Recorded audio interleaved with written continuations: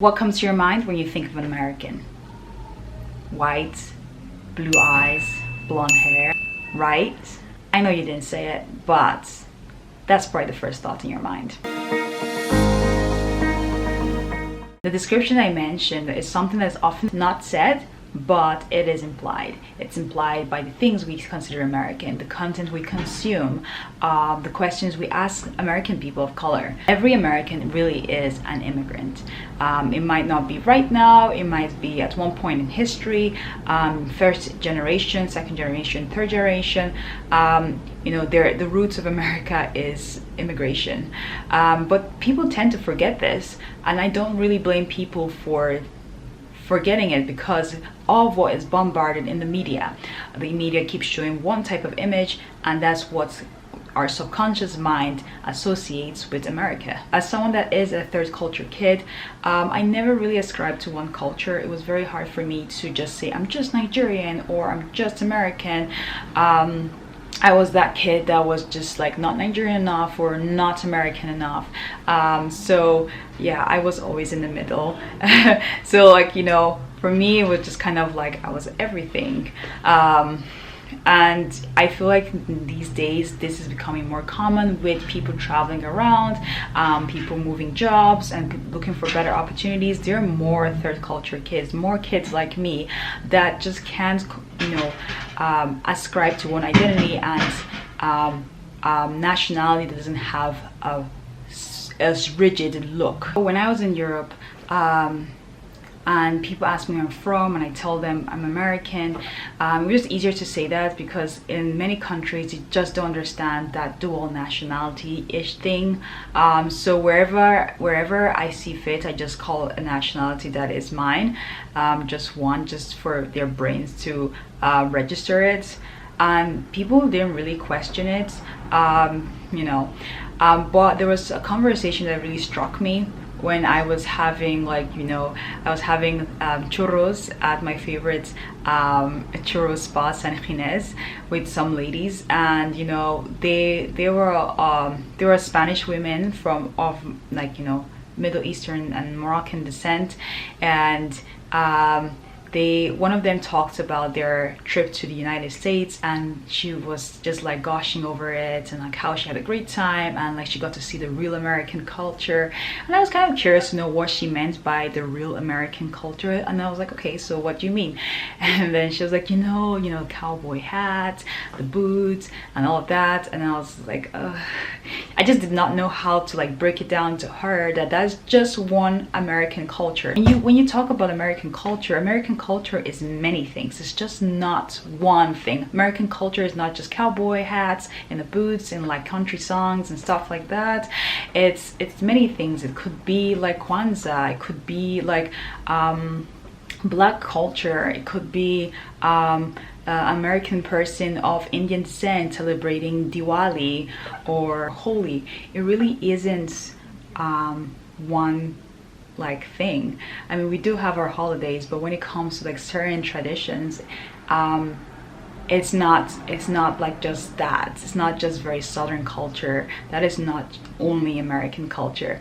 So it's just something that we have to be careful about when we are discussing American culture. It is very diverse. Yeah. Another experience that kind of was interesting to me was teaching English, representing myself for the United States.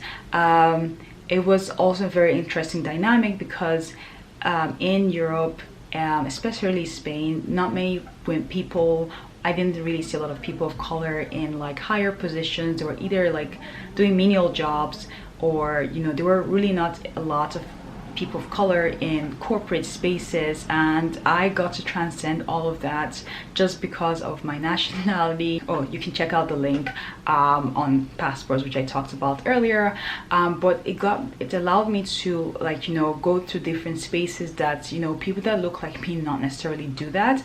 And one of them that really struck me was when I got to teach in a public school, and people that look like me in general in Spain are of Moroccan descent.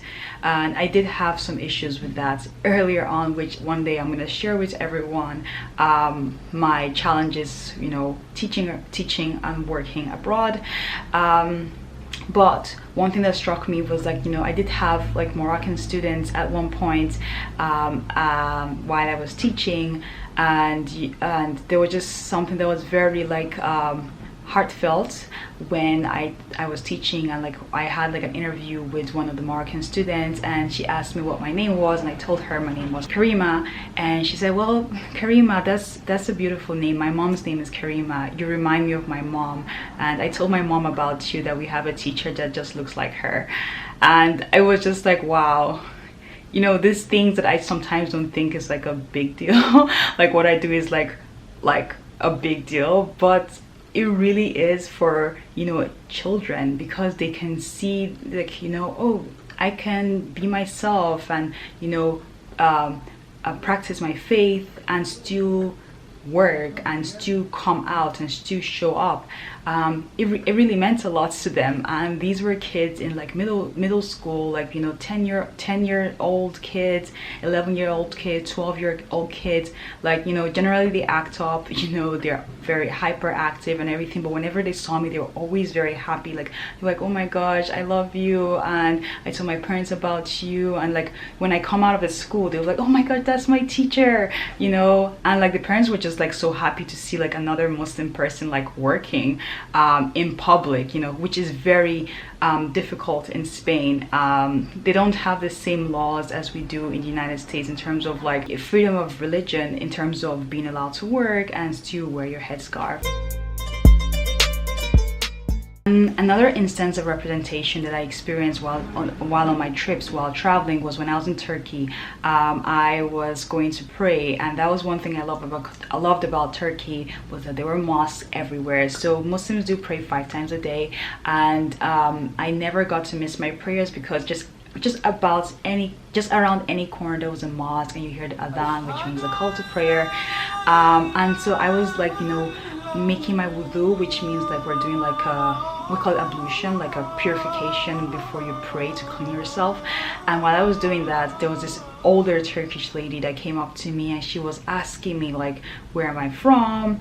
And I said America, and like she literally brought all her older lady friends, and they all like surrounded me, and they were like, oh my gosh, mashallah, güzel, güzel. I don't know, I think that's a Turkish word for beautiful. Güzel, çok güzel, mashallah, American Muslim. And for me, I was like, what's the big deal? Like, there are many American Muslims. But like I mentioned, the media that people consume is so different from what we do have in the United States, and for them, like, being American and Muslim is impossible. Although these things are common knowledge, people seeing this every day and seeing it for themselves and with their own 2 eyes is kind of reinforcing that message and remembering that message. Another instance where representation was very important was just traveling to Peru with my sister, and you know, people asked you where you're from, and I just like wanted to just play, you know, try just mentioning my double identity, and I said I'm Nigerian American, and like they were like, huh? You know, they were kind of confused, like how does that work?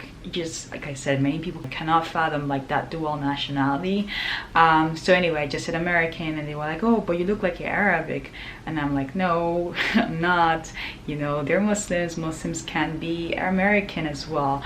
And you know, so I mean, it was a lot for them to understand. ¿De qué nacionalidad son? Somos africanos, nigerianos. Ya, pero viven en los Estados Unidos. Sí, bueno, somos de ambos nacionalidades. Bien, Sí. africano y americano. But you know, just your presence kind of defy stereotypes and, you know, norms of what people expect America or Americans to look like.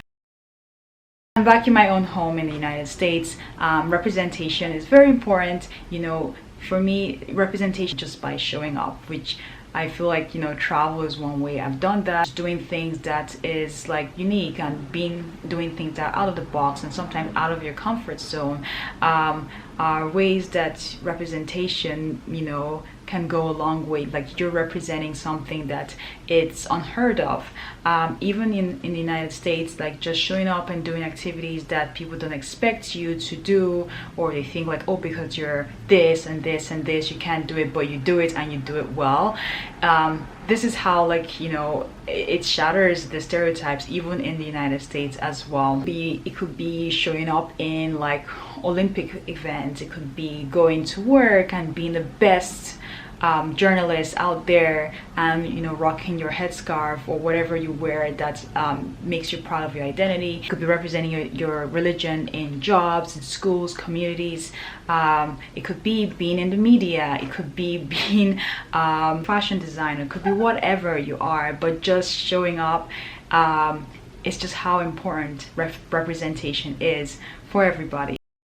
In conclusion, what I'm just trying to say is that please, people of color, underrepresented people, whoever you are and you feel like your voice is not heard, just travel, just show up, be your normal absolute 100% self, and you don't even know what you're doing by just showing up. You don't even have to do anything grandiose, just show up and represent. You don't know how you're shattering stereotypes and challenging norms just by showing up. Be in diverse spaces, be everywhere, be lawyers, be actors, be everything. Just be present, so that the next time someone asks who is an American, they will know that an American could look like this, this, this, or this.